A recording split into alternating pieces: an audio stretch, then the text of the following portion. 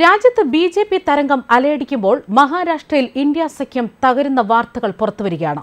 ശിവസേനയുടെ Uddhav Thackeray മോദിക്കൊപ്പം June 20 എത്തുമെന്നും BJP. ക്യാമ്പിൽ തിരികെ വരുമെന്നും നിർണായകമായ വിവരങ്ങളും പുറത്തുവരികയാണ്. മഹാരാഷ്ട്ര എം.എൽ.എയും ശിവസേനക്കാരനുമായ രവി റാണയാണ് പ്രഖ്യാപിച്ചത്. രവി റാണ ഒരു സ്വതന്ത്ര നിയമസഭാ അംഗമാണ്. അദ്ദേഹത്തിന്റെ ഭാര്യ നവനീത് റാണ അമരാവതി എം.പിയാണ് എന്ന് മാത്രമല്ല ശിവസേനയുമായി വലിയ ബന്ധമുള്ള ആളാണ്. ജൂൺ 20 ഉദ്ധവ് താക്കറെ എൻ.ഡി.എയിലോ ബി.ജെ.പി. പാർട്ടിയിലോ തിരിച്ചെത്തുമെന്ന റാണയുടെ അവകാശവാദമുണ്ട്. എനിക്ക് ആത്മവിശ്വാസത്തോടെ പറയാൻ കഴിയും, മോദിജി വീണ്ടും പ്രധാനമന്ത്രിയായി 15 ദിവസത്തിന് ശേഷം ഉദ്ധവ് താക്കറെ മോദി സർക്കാരിലും മോദിജിക്കൊപ്പവും കാണാം.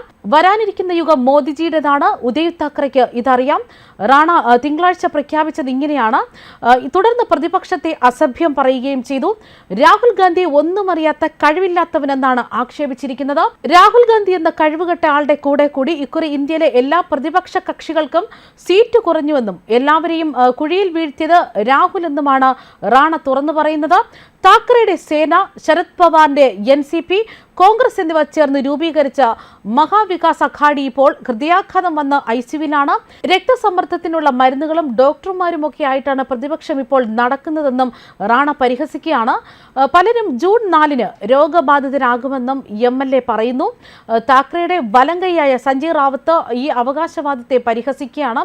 25 വർഷമായി ഉദ്ധവ് താക്കറെ ശിവസേന നയിക്കുന്നു. തെരഞ്ഞെടുപ്പിന് പിന്നാലെ ഉദ്ധവ് താക്കറെ എല്ലാം തീരുമാനിക്കുമെന്നും അദ്ദേഹം പറയുകയാണ്.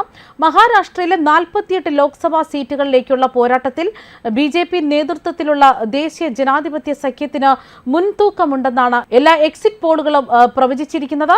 എൻ.ഡി.എക്ക് കുറഞ്ഞത് 30 സീറ്റുകളെങ്കിലും നേടാനാകുമെന്നാണ് എക്സിറ്റ് പോൾ പറയുന്നത്. ഇതിനിടെ നരേന്ദ്രമോദി സർക്കാർ ഹാട്രിക് അടിക്കുമെന്ന ഉറച്ച ആത്മവിശ്വാസത്തിലാണ് ബി.ജെ.പി. സത്യപ്രതിജ്ഞാ ചടങ്ങിനുള്ള ഒരുക്കങ്ങൾ രാഷ്ട്രപതി ഭവനിൽ ആരംഭിച്ചു. സത്യപ്രതിജ്ഞാ ചടങ്ങിന്റെ ദിവസം രാഷ്ട്രപതി ഭവൻ അലങ്കരിക്കാൻ ആവശ്യമായ പുഷ്പങ്ങളും അലങ്കാര ചെടികളുമെല്ലാം വാങ്ങുന്നതിനുള്ള ടെൻഡറും ക്ഷണിച്ചിരിക്കുകയാണ്. 21 ലക്ഷം രൂപയുടെ പുഷ്പങ്ങളും ചെടികളുമാണ് അലങ്കാരത്തിന് ആവശ്യമായി വരുന്നത്. ടെൻഡർ പിടിക്കുന്ന വ്യക്തിക്ക് 5 ദിവസമായിരിക്കും സമയം ലഭിക്കുക. നേരത്തെ തന്നെ ചടങ്ങുകൾ രാഷ്ട്രപതി ഭവന് പുറത്തുവെച്ച് നടത്താനായിരുന്നു ആലോചന. എന്നാൽ ഡൽഹിയിലെ കാലാവസ്ഥ കണക്കിലെടുത്ത് രാഷ്ട്രപതി ഭവനിൽ തന്നെ നടത്താൻ തീരുമാനിക്കുകയായിരുന്നു. ജൂൺ 9 സത്യപ്രതിജ്ഞ നടത്തുമെന്നാണ് നിലവിലെ തീരുമാനം. എന്നാൽ തങ്ങൾ തന്നെ അധികാരത്തിൽ വരുമെന്നാണ് കോൺഗ്രസ് നേതാവ് സോണിയാഗാന്ധി പ്രഖ്യാപിച്ചിരിക്കുന്നത്. എൻ.ഡി.എയുടെ വിജയം പ്രഖ്യാപിച്ചുകൊണ്ടുള്ള എക്സിറ്റ് പോൾ ഫലങ്ങൾ തള്ളി കോൺഗ്രസ് വനിതാ നേതാവും എം.പിയുമായ സോണിയാഗാന്ധിയും രംഗത്തെത്തുകയാണ്. എക്സിറ്റ് പോൾ ഫലങ്ങളുടെ നേർ വിപരീതമാണ് ഉണ്ടാകാൻ പോകുന്നതെന്നാണ് സോണിയാഗാന്ധി പറയുന്നത്.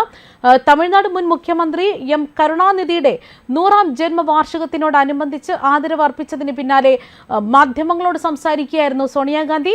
എക്സിറ്റ് പോൾ ഫലങ്ങൾ എന്നത് മോദിയുടെ പോൾ ആണെന്നും രാഹുൽ ഗാന്ധി കഴിഞ്ഞ ദിവസം പറഞ്ഞിരുന്നു. ഇതിന് പിന്നാലെയാണ് ഇന്ത്യ സഖ്യം അധികാരത്തിൽ വരുമെന്ന് സോണിയാഗാന്ധിയും ആത്മവിശ്വാസം പ്രകടിപ്പിച്ചിരിക്കുന്നത്. എൻ.ഡി.എയുടെ വിജയത്തെക്കുറിച്ചുള്ള പ്രവചനങ്ങളെ എക്സിറ്റ് പോൾ എന്ന് വിളിക്കാൻ കഴിയില്ല, അത് മോദിയുടെ പോളാണ്, ഇത് ഭാവനയെന്നാണ് രാഹുലും പറഞ്ഞിരുന്നത്. ന്യൂസ് ഡെസ്ക് കർമ്മ ന്യൂസ്.